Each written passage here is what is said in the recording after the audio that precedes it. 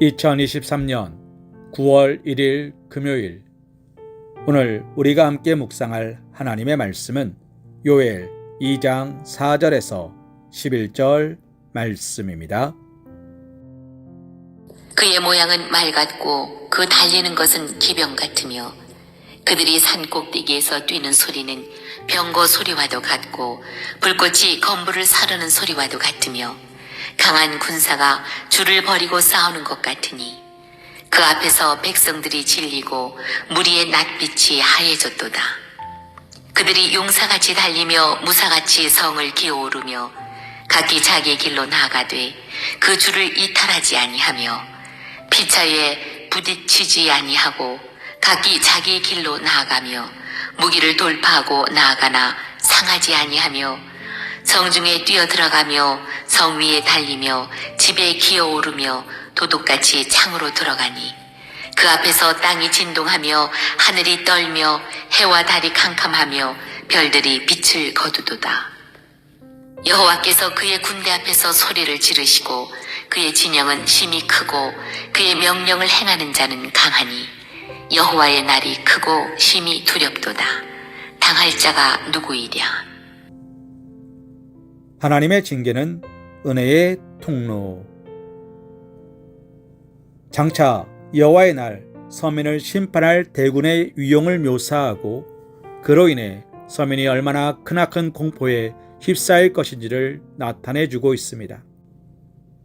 앞서 이야기하였듯 그들의 면모는 말, 기병, 병거 소리, 불꽃이 건물을 사르는 소리, 강한 군사가 줄을 버리고 싸우는 것 등의 다양한 비유적 표현으로 묘사되고 있습니다.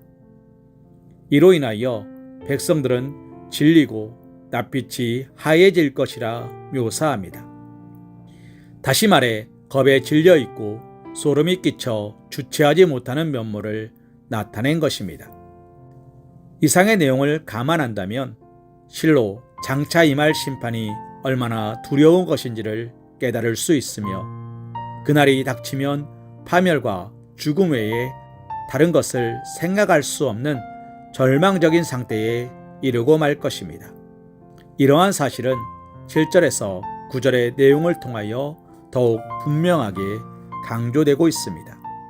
7절에서 9절은 용사, 무사들이 전쟁터에서 성을 점령하기 위해 일사불란하게 움직이는 모습을 묘사한 것입니다. 그런데 이러한 본문 표현은 당시 유다 땅에 덮쳤던 메뚜기 재앙을 염두에 둔 표현으로서 그들이 메뚜기 떼에 의해 초토화되어 망연자실하고 있는 것처럼 하나님께서 그들을 심판하시고자 보내실 군대 또한 잘 조직된 거대한 군대로서 메뚜기 떼처럼 목표물을 향하여 일사불란하게 움직여 성을 함락시키고 그 땅을 초토화시키는 무시무시한 존재가 될 것임을 말씀한 것입니다. 사랑하는 성도님, 그렇다면 이러한 본문의 예언은 유다가 더 이상 소망이 없으며 멸망 외에 다른 것을 생각할 수도 없는 상황임을 나타내고 있는 것입니까? 결코 그렇지 않습니다. 하나님께서 메뚜기 재앙으로 큰 어려움에 처한 남유다 백성을 향하여 본문의 말씀을 주신 목적은 그들로 회개에 이르도록 하기 위한 경고의 성격이 더 강합니다. 이는 1절에 나팔을 불며 경고의 소리를 질러 유다 거민들로 하여금 떨게 하라는 내용과 본문의 내용이 연결되어 있다는 사실을 통해 확인할 수 있습니다. 그것은 단지 공포를 조장하기 위함이 아니라 당시 그들이 처한 메뚜기 재앙과는 비교도 할 수 없는 무시무시한 일이 펼쳐질 것이니 속히 회개할 것을 명하신 것이라 할 수 있습니다. 그리고 이를 유다 백성들이 보다 생생하게 깨닫도록 하기 위해 메뚜기 재앙을 연상케 하는 표현을 사용하신 것입니다. 이 면에서 우리는 하나님께서 죄로 인해 징계를 내리시는 것에 어떤 의미가 있는지를 보다 정확하게 헤아릴 수 있습니다. 사랑하는 성도님, 하나님께서 죄로 인하여 징계를 내리실 때 그것이 어느 정도 견딜 만한 것도 있지만 견디기 힘든 고통스러운 일들일 경우도 있습니다. 그러나 그것의 고통이 얼마나 극심한지와 상관없이 완전한 심판은 아닙니다. 오히려 이는 마지막 심판 때에 구원받게 하시려는 하나님의 은혜로 말미암은 것이라 할 수 있습니다. 유다 땅에 내려진 메뚜기 재앙도 이러한 측면에서 조명되어야 합니다. 만일 유다가 이러한 하나님의 징계를 당하지 않았다면 그들은 하나님의 심판이 얼마나 무시무시한 것인지 얼마나 극렬한 것인지조차 알지 못할 것입니다.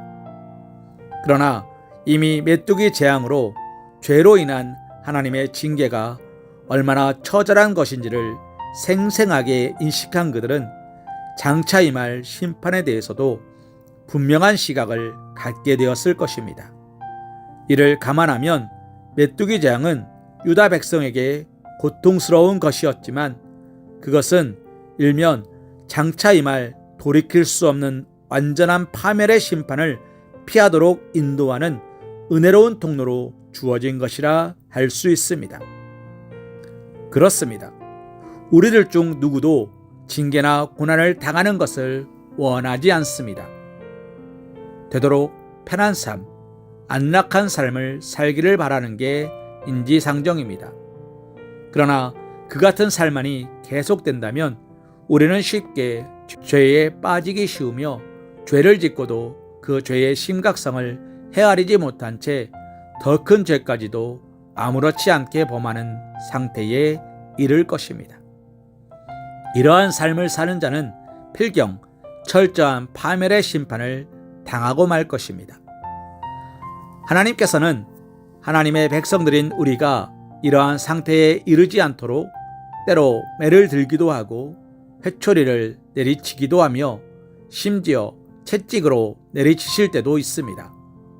우리는 이때에 여호와의 징계를 경히 여기지 말라, 그 꾸지람을 싫어하지 말라, 잠언 3장 11절의 말씀의 의미를 바로 헤아려야 할 것입니다. 그것이 우리에게 상처와 아픔을 주기 위해서가 아니라 더 크고 심각하며 그야말로 치명적인 심판의 자리에서 우리를 이끌어 구원의 길로 돌이키시려는 하나님의 은혜로운 손길임을 잊지 말아야 할 것입니다. 히브리서 12장 6절과 7절 말씀으로 오늘의 말씀 묵상을 이어갑니다. 주께서 그 사랑하는 자를 징계하시고 그가 받아들이시는 아들마다 채찍질 하심이라 하였으니 너희가 참음은 징계를 받기 위함이라. 하나님이 아들과 같이 너희를 대우하시나니 어찌 아버지가 징계하지 않는 아들이 있으리요. 아멘.